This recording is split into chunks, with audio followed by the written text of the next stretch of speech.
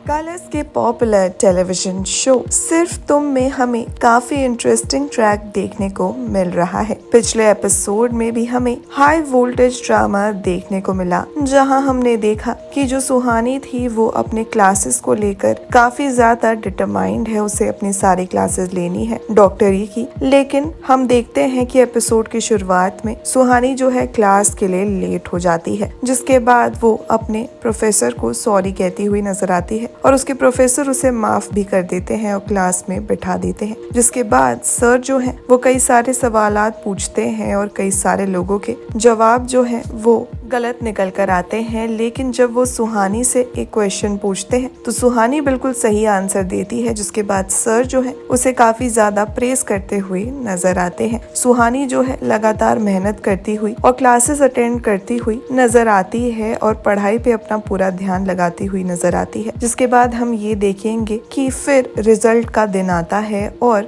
Result के दिन पर सुहानी के जो पेरेंट्स होते हैं वो बड़ी बेसब्री से उसका इंतजार कर रहे होते हैं कि कब सुहानी घर आएगी और उसे इतना लेट क्यों हो गया है। जिसके बाद फाइनली सुहानी घर आ जाती है और उसका मुंह बिल्कुल उतरा हुआ होता है, वो बिल्कुल सैड फील कर रही होती है। जिसके बाद उसकी माँ उससे पूछती है कि आखिरकार तुम इतना सैड फील क्यों कर रही हो। इस सब के बाद सुहानी बताती है कि वो इसलिए सैड फील कर रही है क्योंकि उसने टॉप नहीं किया। वो इतनी ज्यादा मेहनत कर रही है अपने पढ़ाई पर, लेकिन वो टॉप नहीं कर पा रही। और ये सुनकर सुहानी के जो पिता होते हैं उसे दिलासा देते हुए नजर आते हैं। कहते हैं कोई बात नहीं बेटा, उस टाइम स्थिति ही ऐसी थी। सुहानी जो है वो अपने पढ़ाई पर ढंग से भी कंसंट्रेट नहीं कर पा रही होती है, क्योंकि पढ़ाई के बीच में जब भी सर लेक्चर ले रहे होते हैं तो सुहानी को बीच में रणवीर की याद आ जाती है कि रणवीर उसे कैसे पढ़ाता था और उसकी जिंदगी में क्या अहमियत थी रणवीर की। इस कारण सुहानी थोड़ी सी परेशान दिखाई देती है, लेकिन उसके पेरेंट्स उसका फुल सपोर्ट करते हुए नजर आते हैं और कहते हैं कि कोई बात नहीं।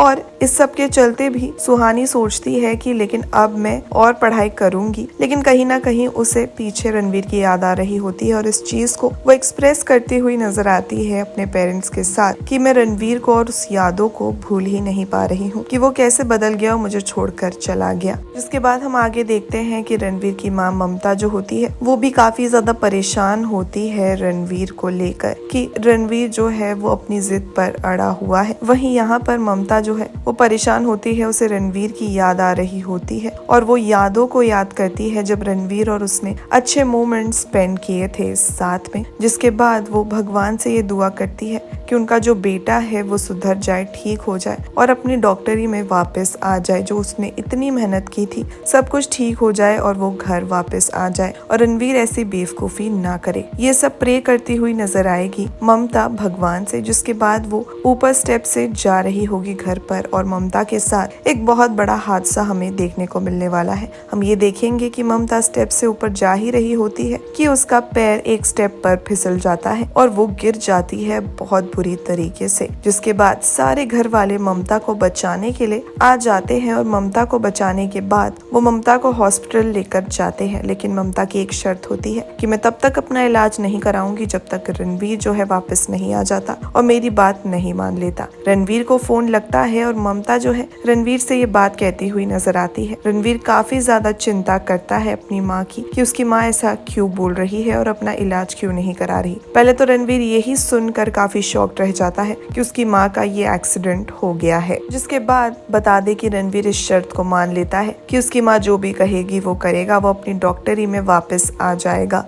और जिसके बाद हम ये देखेंगे कि ममता जो है वो लेटी हुई होती है हॉस्पिटल बेड में और रो रही होती है, उसके आंसू निकल रहे होते हैं। जिसके बाद उसके घर वाले उससे पूछते हैं कि अब तो रणवीर बिल्कुल रेडी हो चुका है वापस डॉक्टरी में आने के लिए और इस सब के बाद वो तुम्हारी सारी बात मान रहा है, तुम्हारे साथ ही रहेगा, तो अब तुम क्यों रो रही हो। इस सब के बाद हम ये देखते हैं कि रणवीर की माँ ममता कहती है कि मैं इसलिए रो रही हूँ बिकॉज ये दुख के आंसू नहीं बल्कि खुशी के आंसू हैं। मैं खुश हूँ कि मेरा बेटा जो है अब मेरे पास वापस आ रहा है।